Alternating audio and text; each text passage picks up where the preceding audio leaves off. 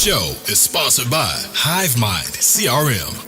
It is more than just a CRM. It is a real estate and business mastermind that comes with an all-in-one CRM. You can have unlimited websites and users. You can call, text, RVM, and email all in one user interface. And you can set up custom automations for any type and multiple businesses. 65% of companies start using a CRM system within the first 5 years of business. Once implemented, the Hivemind will save you on marketing, give you more time, and make more money.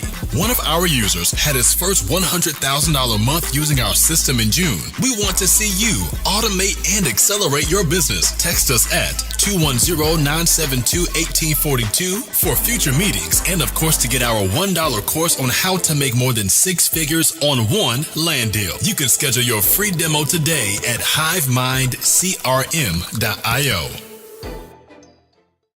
Hey guys, this is Anthony from the Hivemind. Welcome to another episode of the Hive With Us podcast. Today is a very, very, very special day. We have a very special guest on. A lot of you are going to recognize this gentleman. If you do not, I'll just tell you that I started following his content on YouTube before I even got into real estate investing, before I even decided that land was going to be my niche. So I'm excited about today's podcast, man. This is like I feel like I'm in a dream right now. So. You didn't even say his name. Come on, Anthony. You're rusty at this. I want you to show his picture. That way you can be like, oh, I know this guy. So we're gonna do a double intro today to kind of flip it on its head, because I got into land investing because of Seth Williams too. And Dude, I didn't know that. I was truck driving at the time. So, and this is one of the biggest reasons why I do podcasting in general, is because I am a product of podcasting from Seth Williams here. So I listened to a couple podcasts. It was like Steve Trang, Seth Williams, one other person. I listened to Tim Brotz's podcast when we did like the first few episodes. But like literally, the reason why I'm in podcasting is right here. So this is a very That's crazy, man. It really I know it had any impact on either of you guys. That's awesome. I mean, it really is. It really is. I told Steve Trang this too, because I talked to him the other day, and I told him that too, and he's like, "Really?" I'm like, "Yeah," because like. When the thing is that people that produce content, they separate themselves to become an impactor and impact the world. And you don't really know the impact you make till you have conversations like this. So I really wanted to impact you because you impacted us.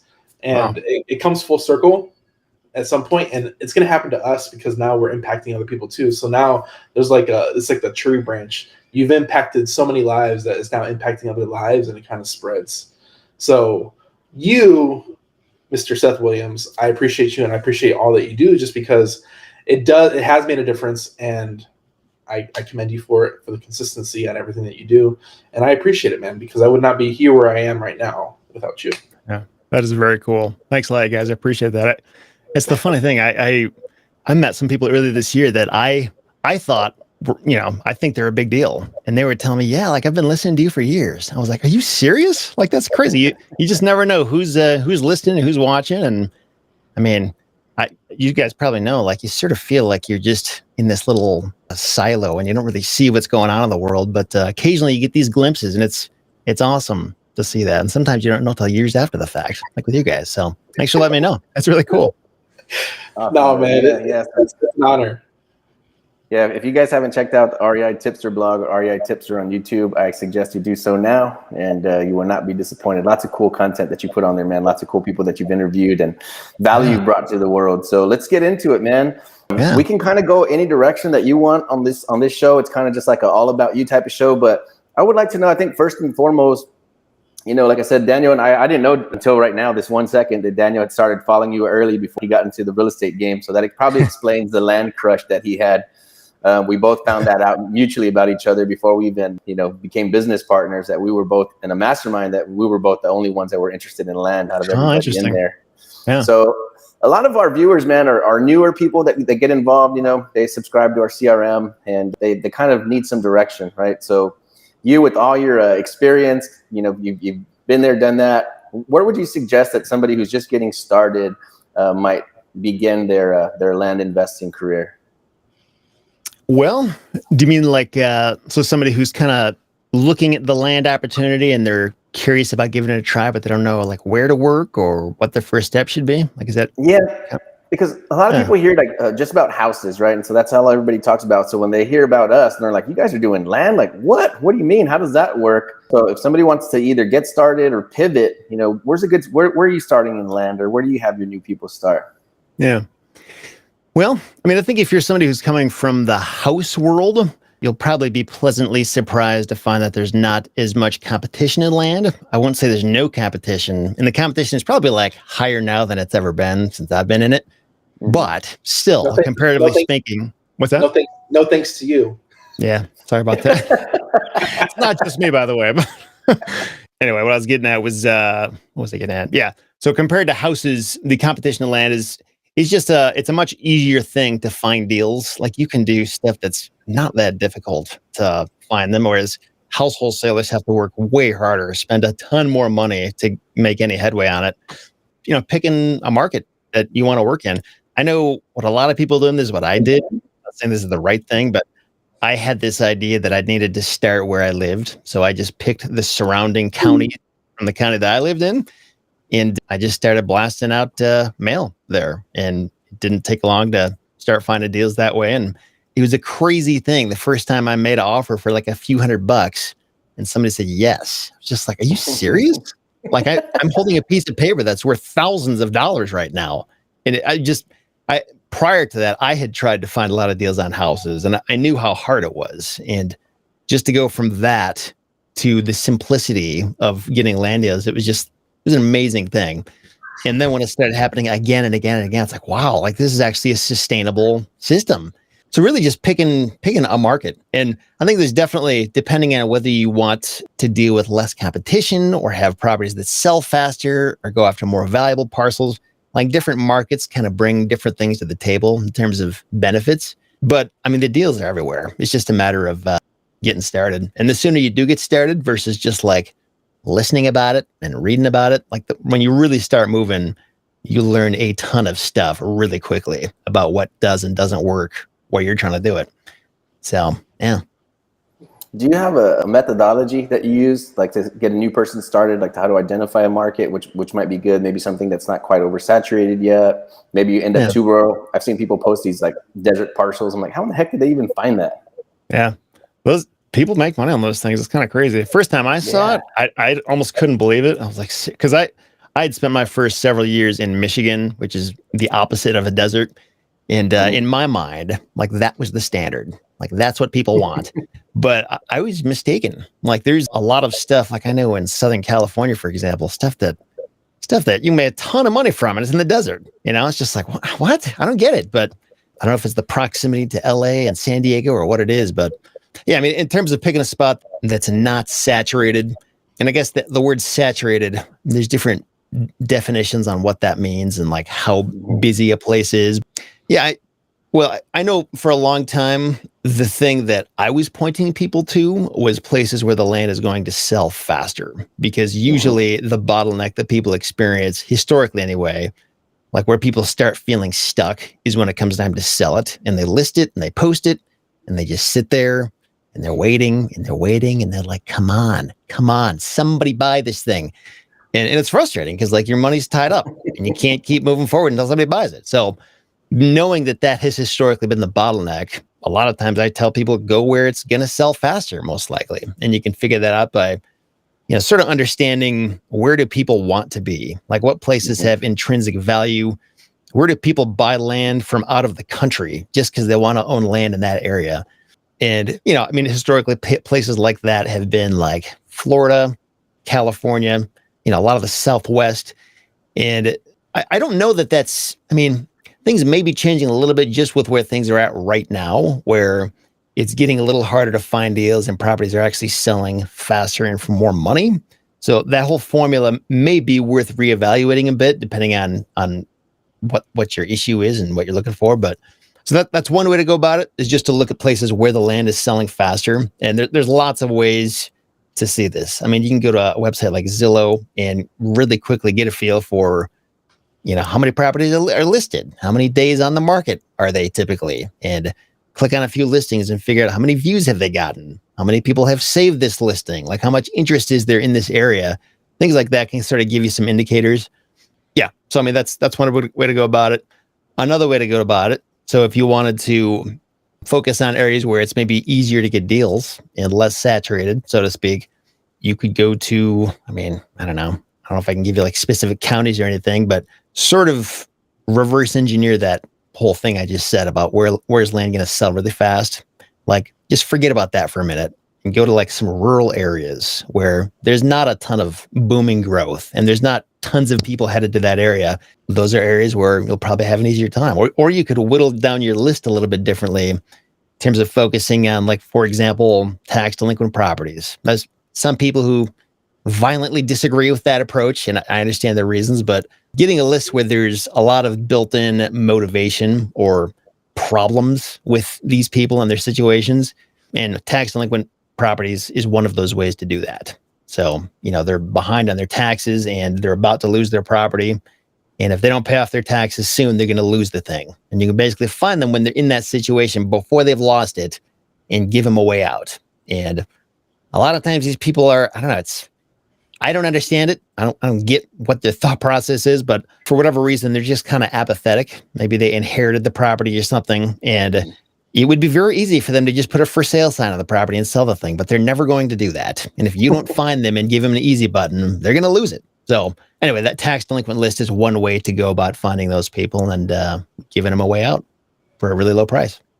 So I have a question. With all the doom and gloom of the market changing, what is your go-to strategy moving to the market? Because I know people in houses are going to sub 2, and that's the big keyword out here. But what's for all the land investors listening today or in the future? What strategy should they go to, and what should they pivot to as far as doing land? Yeah, totally. I think it's interesting. When I first got in land, it was actually like, I think early 2009 was when I did my first few deals, and it was terrible. I mean, it was like the worst time ever. And I was in Michigan, which is the worst state in the country to be for anything. And I was still able to make it work really well. And even in hindsight, I'm kind of surprised I was able to do that. But the reason it worked is because I basically just adhered to the formula of, I was offering 10 to 20 to 30% at the highest of what the property was worth. But the fact that I was really being conservative about what the property was most likely worth, and then basing it on that, it leaves you this huge built-in profit margin. So it's just really hard to get hurt on that. And there were times when it took longer than I wanted it to sell, but that's not really any different from any other time, really. But I would say, probably not if, but when a recession starts to hit us, just pay really close attention to what's going on and how quickly things are slowing down and how fast property values are changing, which is already kind of a hard thing. And it's even harder with vacant land. But, basically just don't get apathetic. Don't shoot from the hip when you're trying to come up with your property valuations. Keep those offers on the low end. And sometimes I think if you're in a hyper competitive market, and I kind of say that tongue in cheek because hyper competitive means something very different for land people than house people. But if you're in a competitive market, and if you can't get deals making 10 to 20% offers, based on lower values, then maybe don't work in that market anymore. Or make sure you have some kind of a plan B, even if you have to like break even to get out of the thing. Just make sure you're in a position where you're not going to lose money or lose your shirt on the deal. And we've been in this rising price environment for a couple of years now where it's like people can go out on a limb and offer more than they normally would or should because values are just going up and up, and it's really hard to get hurt, but that's not going to last forever. It's not sustainable. So I think the time is coming where it's going to be slowing down and maybe even going backwards. So just be aware of that and maybe try to temper any temptations you have to offer more than you should be offering.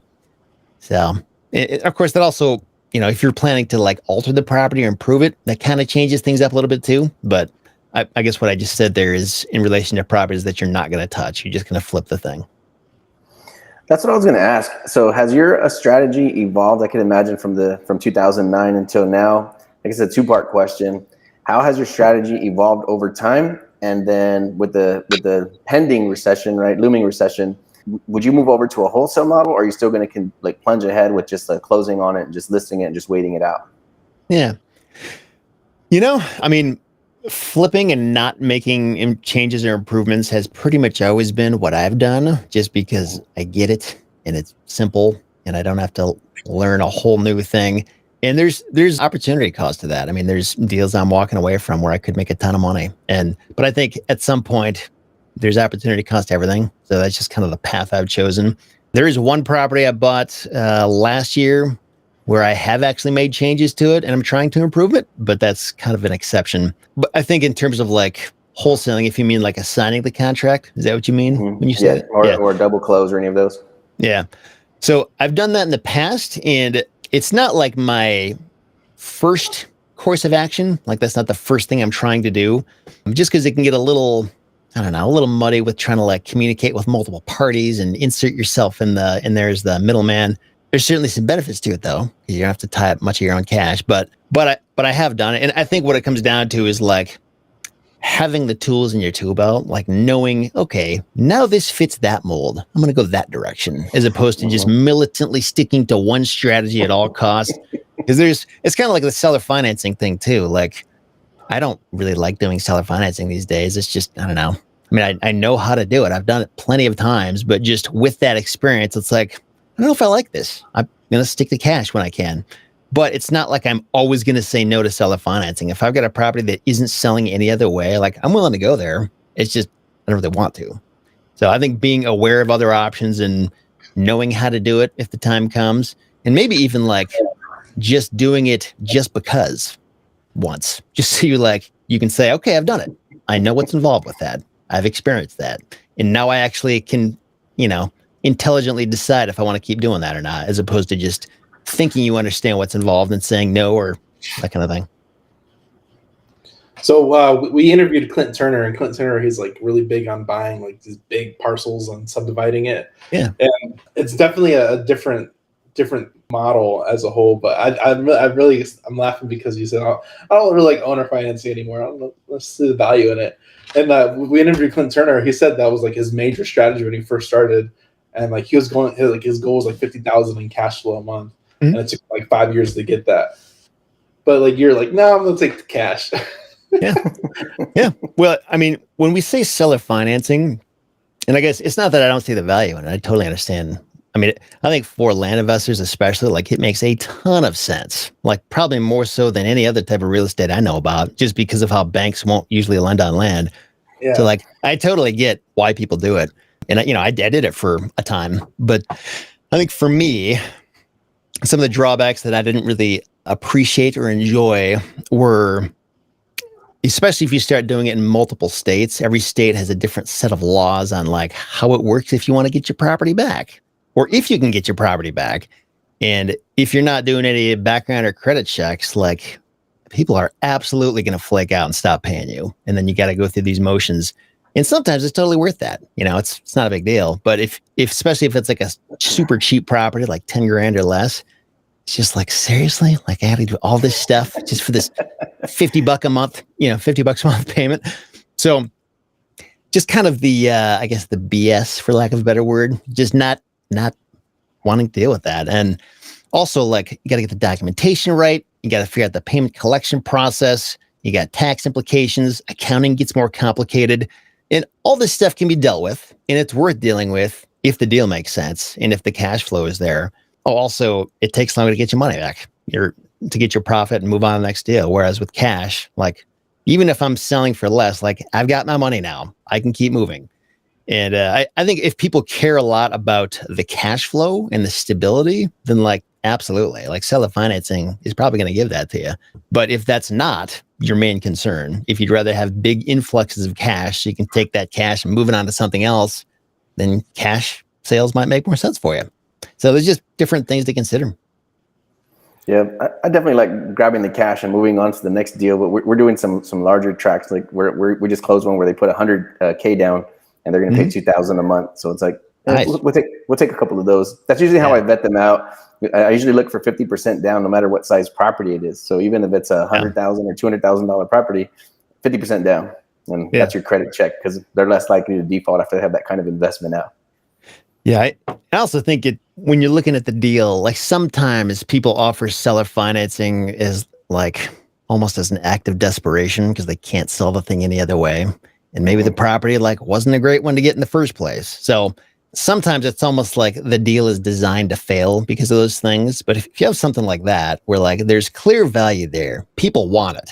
Like your buyer has the means to put 50% down. Like it really mitigates a lot of the issues that would have been there in the first place, you know?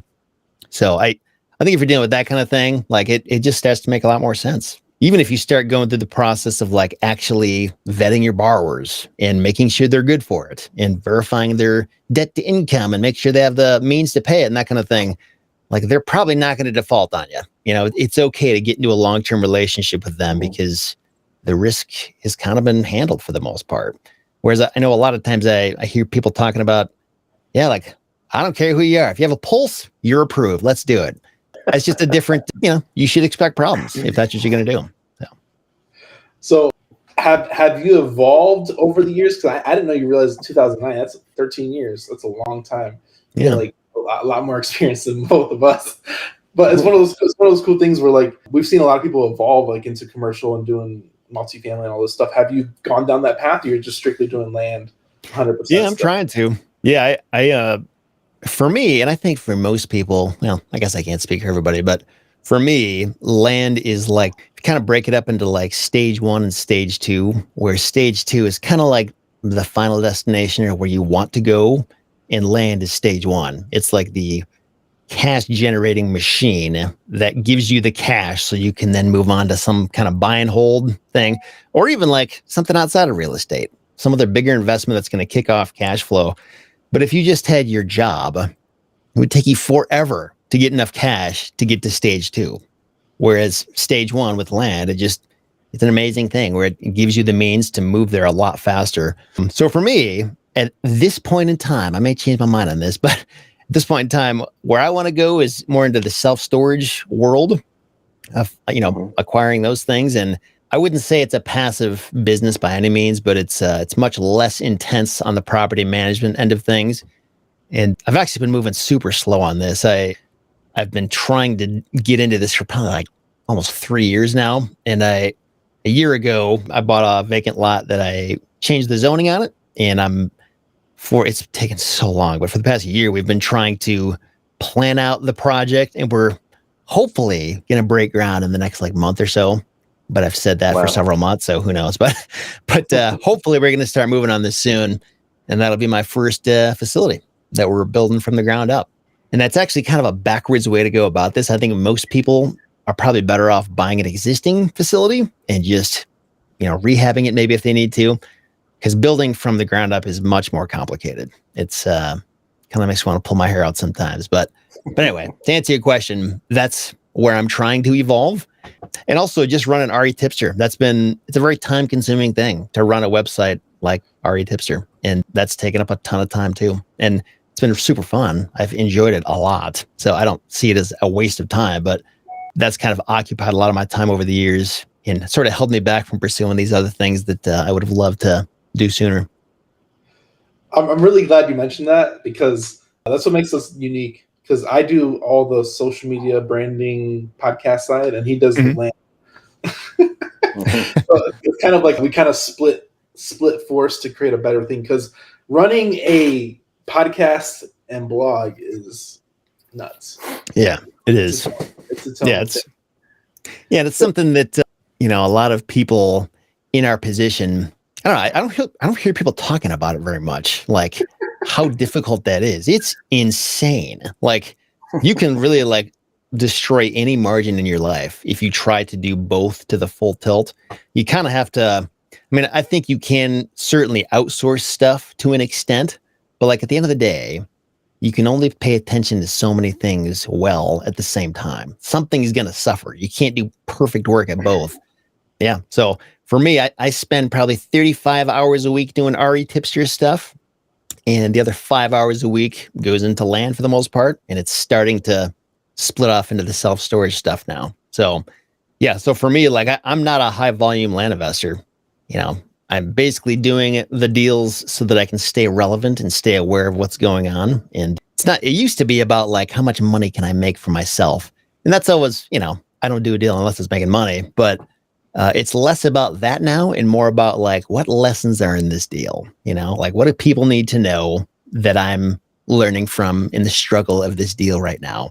And that has a lot to do with the content that ends up getting put together on ReTipster. It's from what I'm, figuring out in my land business. So, yeah. That's amazing. That's cool, man. Yeah, that's something that I don't have to deal with. And then Daniel doesn't have to think about the real estate side, but he runs all the back end and everything else that we have going on, a million moving parts. But I think sounds like a good partnership. Yeah, it was a good, that was the original hive minds. Like he's facing this direction, I'm facing that direction. And we're doing some damage in both areas. Yeah, I think we're doing a lot of cool deals, lots of creative finance deals. Like we didn't even realize it. We're doing notable deals that people are like, wow, you put that together? Like I traded I got a sub-2 house and then I traded it for a commercial property.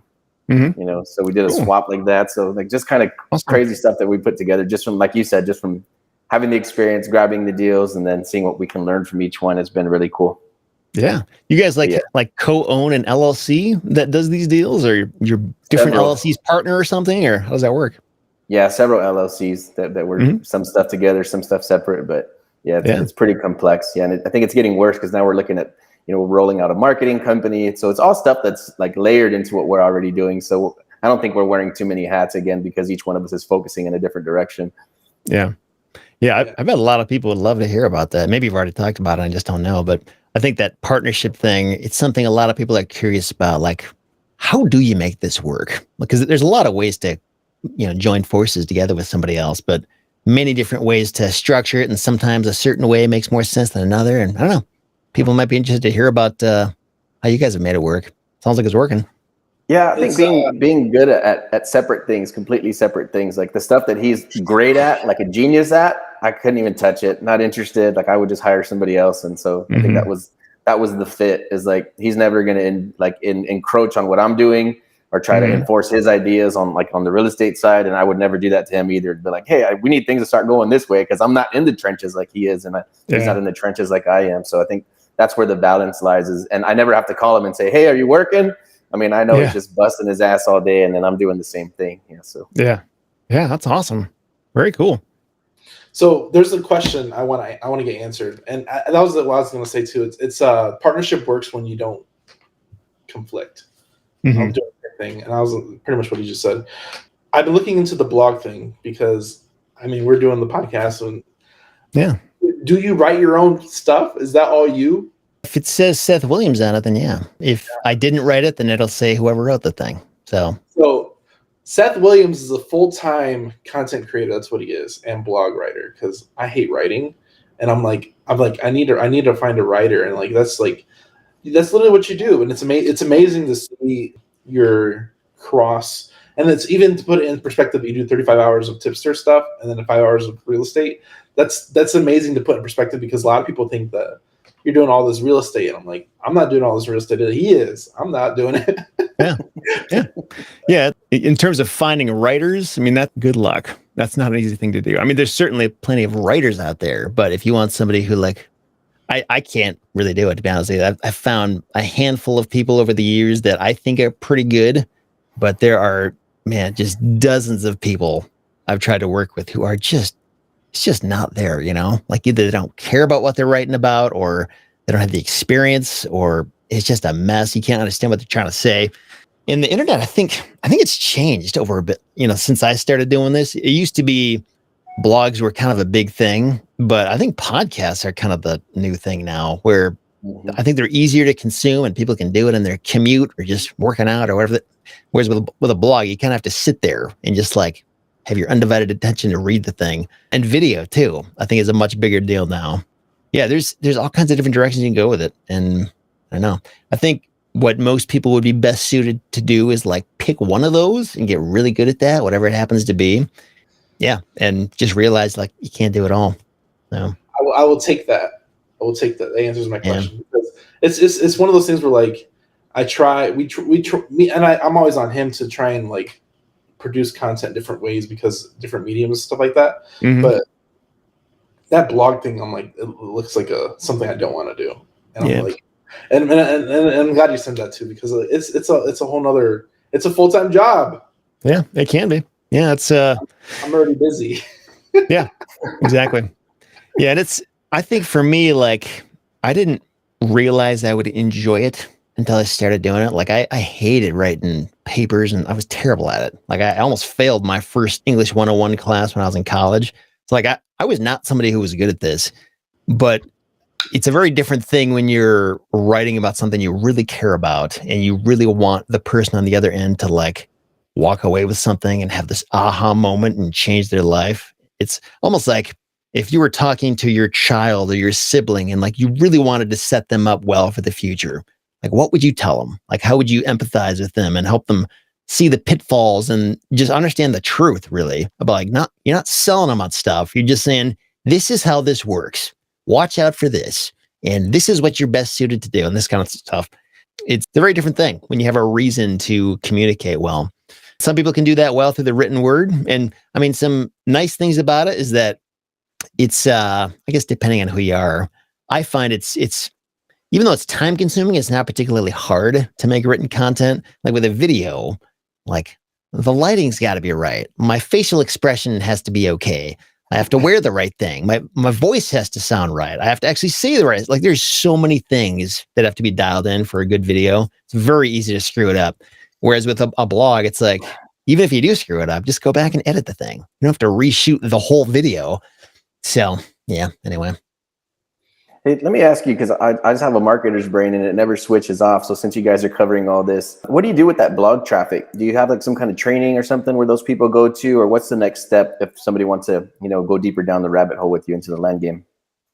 Yeah. So yeah, I when I started my blog, I sort of built it sort of to emulate another blogger that I was following at the time, which was Pat Flynn of smartpassiveincome.com. And something that really blew me away about what he was doing. It had nothing to do with real estate, but it was just like super high quality content, like stuff that was worth paying for, but it was free. But the thing was, he was like actually making money from it, and a lot of money. And I was like, how are you making money? Like you're not selling anything. I don't feel like I'm being pitched on stuff.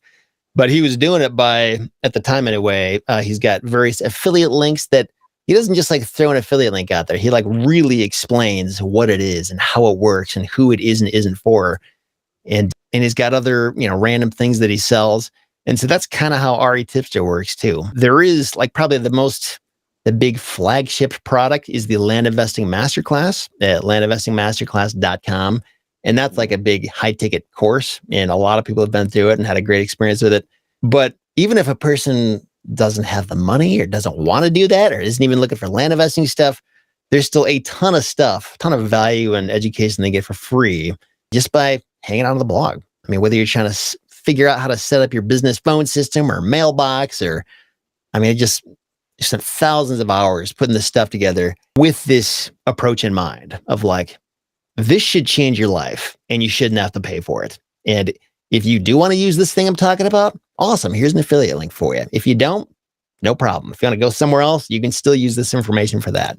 I love it because I'm a pretty terrible salesperson. Like I'm not good at trying to convince a person to do something. Like, but what I can do is just show you how something works. Like, this is just what this is. Here you go. This is what I did and didn't like about it. So there you go. And people find value in that. I don't really have to sell stuff because if they want to do it, they'll do it. And if they don't, they don't. And I'm fine either way. So that's kind of the bones of how ReTipster works. That's cool, man. Yeah. I was going to say, your content did change my life. So that's awesome. Perfect. There's a cool quote that I heard recently is make your free stuff so valuable that that other people are paying for it. Yeah. Yeah. That's actually, and people rip our stuff off all the time. Like it's kind of crazy. I find other blogs just copy and paste our articles onto theirs, and it's like, yeah. And I don't know. On one hand, it's annoying, but on the other hand, it's just like, I don't think that's gonna. Yeah, that too. I guess I try to take it as a compliment, but it's also it's just not the best long-term sustainable strategy to build something. So whatever. I try not to get too worked up about it. Hey, why don't we chat about that master class real quick? Do you want to tell us where we can find it, what's included, and the price point? Yeah, sure. So landinvestingmasterclass.com. It's where you can see pretty much everything about it. But it's basically intended to be like an A to Z nuts and bolts course on how to start and grow your land investing business. And it took me a little over 8 years to put this thing together. Nice. It's full of videos, lots of downloads, audio files, stuff you can, contracts, you just kind of plug and play stuff. The thing I hear from a lot of people is it's almost overwhelming how much information is in there, but it's set up in such a way that you don't have to go through every single word from start to finish. Like it's almost like a playbook. Like you can skip around to whatever part you're most interested in. There's a really effective search function in there. So if you're just looking for one specific thing, like just search for it and you'll find it.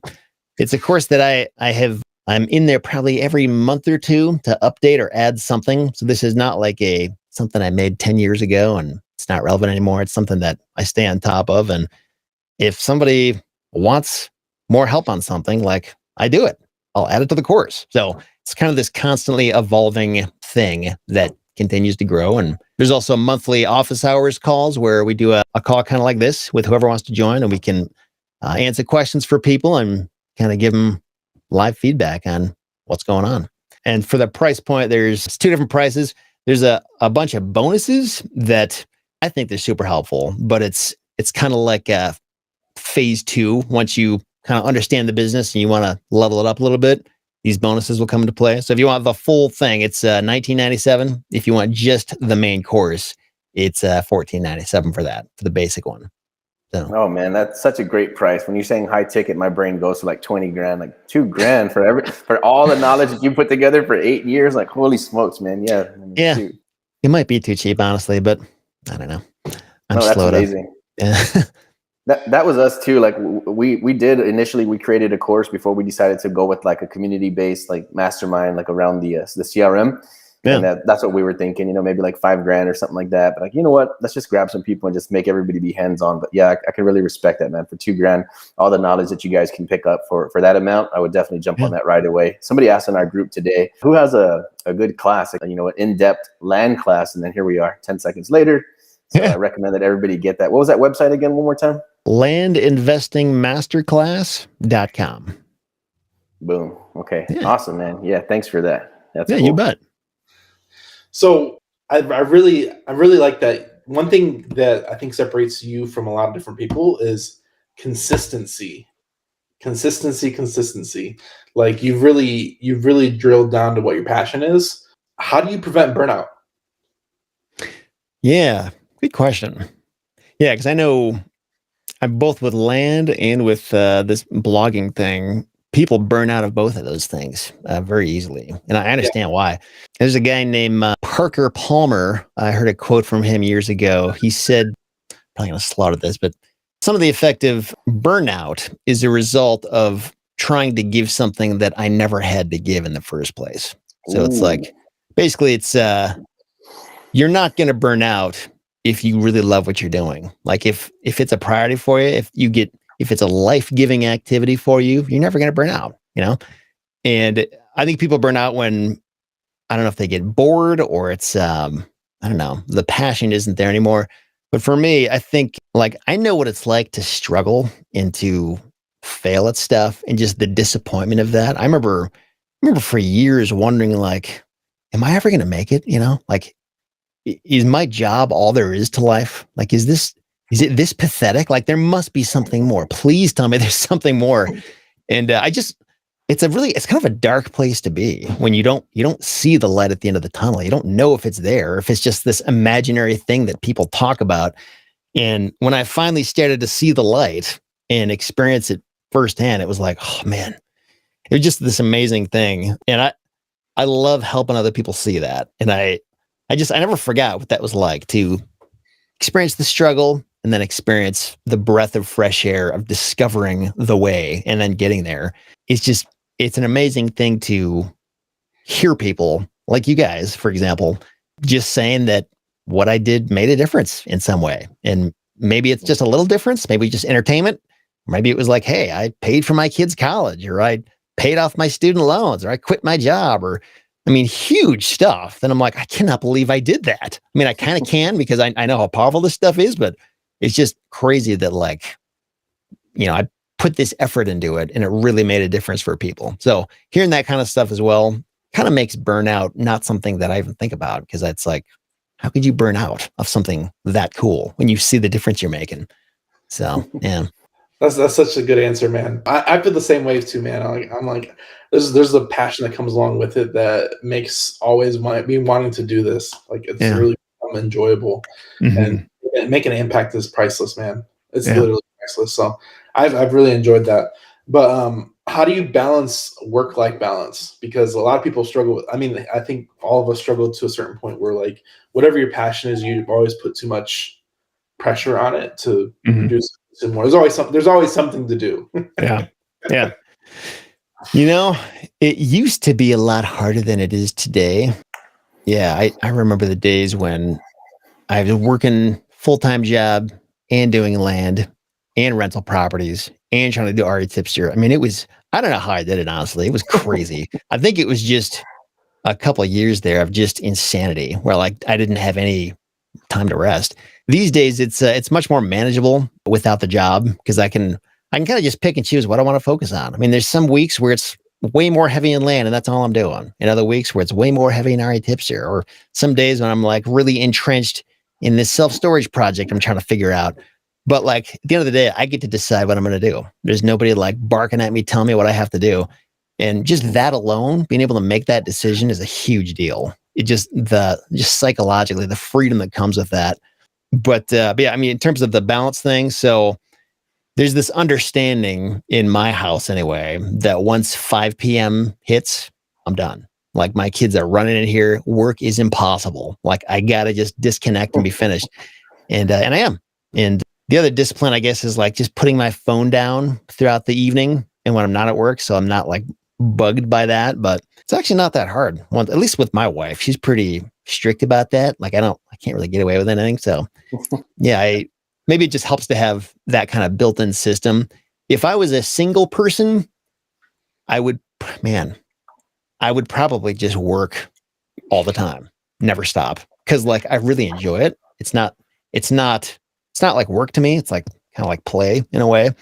And if nobody was there, cracking the whip and telling me to stop, I would just keep going, which is like, I can't believe I'm saying that because I used to hate my work when I used to, do things that weren't this. So I just never thought I'd be in a position where I would enjoy my work this much. But yeah, so I think having people in your life who sort of force you to balance it out helps a lot.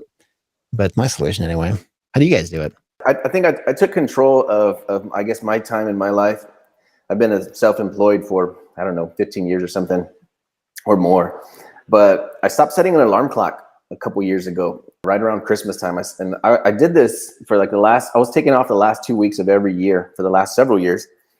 And then this like December, I want to say it was 2020. I just said, I'm just not going to set an alarm clock for the rest of the year. It's like early December. And it just stuck. Like I rolled into January and I said, no more alarm clock, no more 8 a.m. meetings. All my meetings are going to be at 10:30, 11 o'clock from now on. I do that too.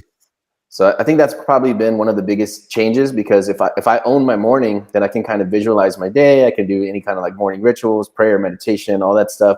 And then so as the day comes, it's not hitting me like a ton of bricks. So I don't feel like I'm ever playing catch up, because I can strategically move into my day. I think that was probably the biggest game changer for me.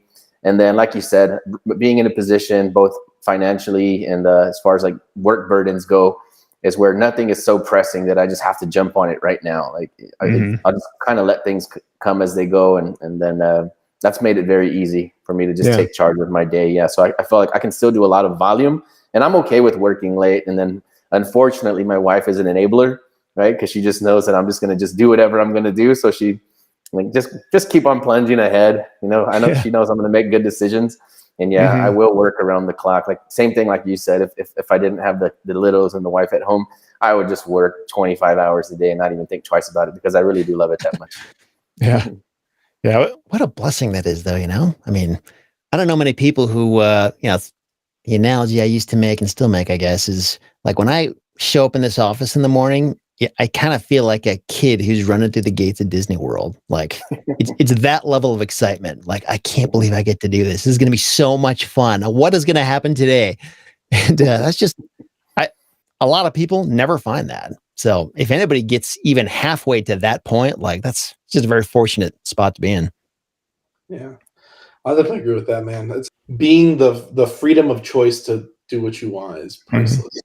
Yeah. Like all the money in the world, I'd rather have freedom still. Yeah, totally. It's crazy. My chair just broke. Wow. Okay. Been there, done that. What is a quote that is yours or somebody else's that you resonate with? Oh man, I'm actually like, I collect quotes. It's like one of my favorite things to do because there's so many good things that have been said in the past. Man, I guess that's your quote. Yeah, I guess. Yeah, maybe. There you go. Well, yeah, one that comes to mind. I don't know if this is the best one, but so C.S. Lewis has this quote where he said that I don't believe that good work is ever done in a hurry. And I've found that to be true in a lot of ways. Like the more rushed I am in trying to get something done, like the lower quality my output is going to be. And that's a hard thing to accept because a lot of times, like the world is a fast-paced, rushed place. Like everybody's trying to do everything in a hurry. But on people that being able to step back and kind of have that discipline of like, no, we want quality here. Like that's what matters. And especially when you're doing something like, I don't know, a video or a blog post or software, something that's going to live in the world for a long time. Like it's okay to take your time and make sure the thing is good. So it's doing its job well and not just kind of, a watered down product that's not doing a very good job. So. Yeah, I use that one all the time. I'm like, how can I rush this? Like, do you think they were saying like, hurry up and paint the Sistine Chapel? Like, we got to go. Like, yeah. You have anybody cracking the whip on you? That's a good feeling. Well, and this is I want to kind of hit a different subject because a lot of people don't talk about it. But have you ever came across like depression or pressure through your entrepreneurship journey and how you overcame that? Because I know a lot of people, they come across different pressures at different stages of their entrepreneurship journey that a lot of people think they can't overcome. Mm-hmm. So what's something that you've done to kind of overcome those barriers? Yeah. I don't know if I'd use the word depression, but anxiety has been a pretty big thing for me in my life. Are you guys familiar with the Enneagram personality test? You ever heard of that? The DISC test? No, it's called Enneagram. I hadn't heard of it until a couple of years ago, but basically it's like a 5-minute free test very quickly, and it sort of sums up who you are as a person and how you think. And I found it to be highly accurate. Like looking at the results, it was like somebody was reading my mind. It was crazy. But my type is type 6, which is the loyalist. So like I'm super loyal. Like when I say I'm going to do something, nothing is going to keep me from doing that. It's going to get done. But one of the downsides to a type 6 is they just worry a lot. Like they think about all the what ifs, or like they're always making contingency plans in case something disastrous happens. And that's definitely me. And the good part of that is I rarely get caught off guard. Like if something bad does happen, I've already foreseen this like in 10 different ways before it happens. And I'm always kind of prepared as well as I can be. But the downside is like, I'm worried about stuff all the time, and it's terrible. So I've had to like basically just concoct ways to deal with that. And for me, prayer has been a huge thing. Just, realizing that I can't do it all. And in the end, I don't actually have a whole lot of control. Like I can worry about it and bend over backwards, but like God is going to decide which way my life is going to go. He can make things go well or not well. So, but just like and it's not even just prayer, but like surrender. And surrender in my mind just means like, it's okay. I envision the worst case scenario and I accept it. Like, even if something awful happens to me, the minute I can accept that, I don't have to agonize over it anymore because I've already accepted it. It's kind of like forgiving somebody who has wronged you. Like the minute you forgive them, you can stop thinking about it and it's not haunting you the rest of your life. We probably all have experiences with people who have like hurt us and we just like stew on it and we're angry about it. And meanwhile, this person doesn't even know or care, but we're the ones suffering because we're not forgiving them. So anxiety is kind of a very similar thing where whatever you got to do to just let it go and just stop it from eating you alive, you're going to be way better off.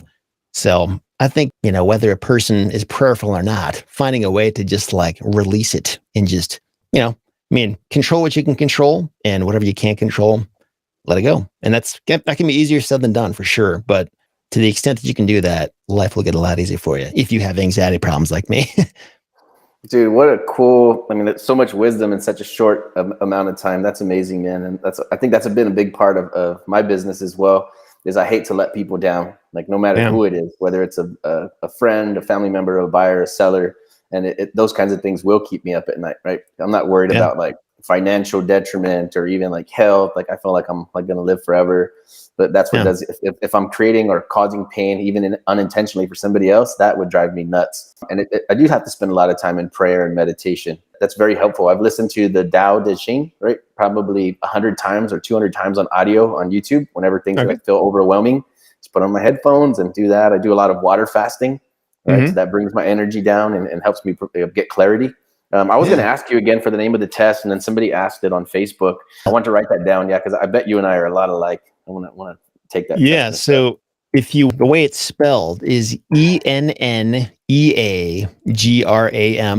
for Enneagram test. And I think there's multiple places online where you can actually take the test. There's like some longer versions of it, but the one that I took was like 5 minutes, super simple. But yeah, and I think the thing to remember is that nobody is strictly one type.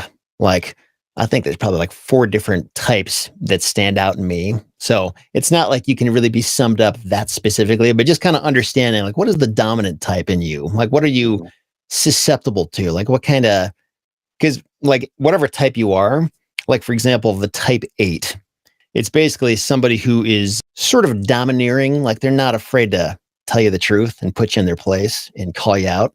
And the downside to that is that you can come across as a really mean person and be kind of a jerk. But the upside to it is you can stand up to bullies. Like if people are being terrible people, somebody like me would be like too scared to say anything, but a type 8 is going to go up there and like stand up for everybody. And so like Saddam Hussein was a type 8 and Martin Luther King Jr. was a type 8. So like there's good and bad to every type that there is, but just understanding who you are and like what your natural strengths and weaknesses are. And you can identify in what ways am I unhealthy in this type? Like, what do I need to watch out for? Where are the flaws in my thinking that I need to try to address in life? That's cool, man. Yeah, now I'm really excited to learn about this because I am the first one to shut down a bully and like if we're like in a group of people or whatever. Yeah, real quick. Maybe you're a healthy type 8 right there. Yeah, I was at a business event one time with a big. We had like 20 or 30 people from my team, and we were out in California, and I actually had to grab a guy by his shirt and drag him out of the building. Yeah. Oh wow. Must have been fun to watch. He was being that aggressive with my team members, and I gave him a couple of verbal warnings, and it didn't work.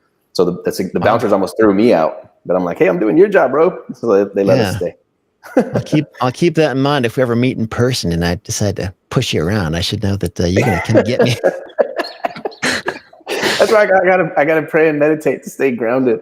No, but I also use prayer as a business practice, man. So people like when they're working on a really big deal or something, when they need that miracle in their life, and they say, "What else can we do now?" Or wait like on an offer to get accepted or something. I tell them just pray. You can't do nothing else. Just pray. You can't control it, right? And so I think we use that as a business practice. It's pretty cool. Yeah. That's the interesting thing about prayer. It's like, it's not like a cosmic genie where you just like ask for what you want. But I mean, even psychologically, there's something about acknowledging this is outside of my control. This is the outcome I would like, but I will find a way to be okay if it does not turn out that way. Like the answer no is acceptable. And this is how I'm going to be okay. And just like thinking through that, as opposed to just like putting your head down and plowing forward and forcing your will on the world. It's a big difference when you can just step back and, loosen your grip a little bit. Yeah. Letting go. I think it's huge. It's been a huge part of my business as well. Cause I was that, all through my 20s and probably most of my 30s, like the plow ahead and knock down walls and buildings and everything to get my way. And it served me, but you'll wear yourself out. Talk about burnout, but if you can just accept whatever outcome, I think that's probably help provide some level of mastery in my business. Is like, it's going to happen with or without me, killing myself over it. Yeah, for sure. Dude, this was an awesome interview. We went into some cool spots that I didn't know we were going to head into, stuff I've never heard you talk about before. Maybe I missed it if you have talked about this previously on other podcasts. But, man, we just want to say we appreciate your time and energy, not only for what you've done in the past, but for also hanging out with us for an hour here. So, this is really amazing, man. Thank you so much. Thanks for having me on, guys. It was good to talk to you. And, let's stay in touch. I always want to plug in your stuff at the end. So, ReTipster.com. Where else can people find you online, or is that the main source? Yeah, so it's ReTipster, not REI Tipster, but see? I actually own REITipster.com too. So if you go there, it'll just redirect you to the right place. So, but ReTipster. And if you go to any social media website, Facebook, Twitter, Instagram, whatever, just type in ReTipster, you'll probably find our stuff out there somewhere. So yeah, feel free to connect, follow, like, whatever you want to do, but that's how you can definitely find us. check out the podcast too. And it's, man, like I said, I really appreciate you for being so consistent. Like I said, hopefully the fruits, you'll never see the full reach of your labor, but I hope you see glimpses every now and then. And I hope we can provide that to you today. Absolutely. And I really appreciate your time, man. It's such an amazing honor to have you on and have this conversation. Like I said, we know you're the land guy, but to have meaningful conversations around that and even life and business, it kind of separates the land investor to the person, Yeah, absolutely. And I appreciate the conversation. Yeah, and honestly, like getting into some of that real stuff, I think it's a lot more fun to talk about than land. Like land is kind of like the foundation of it for a lot of people, but there's so much more life beyond that. So I'm glad we could go there. Hey, maybe we can have a part 2 and we could talk a little bit more about philosophy and some other stuff would be cool. Yeah, man. Totally. I'm down. I would really enjoy that. Dope. Yeah, thank you really so cool. much, man. We appreciate you, man. Thank you. You bet. And again. You got it. Thanks, guys. The show is sponsored by The List Guys. Do you need more leads in your local or virtual market? 1 in 10 small businesses don't invest in any kind of marketing. The List Guys have over 35 plus list types to choose from, and you can mix and match any list or criteria. We also use the skip trace list and provide up to 7 numbers and email addresses. Every list you purchase will be scrubbed against previous purchases. The List Guys are here to save you time. Contact the List Guys today at www.1listguys.com. That's www.1listguys.com.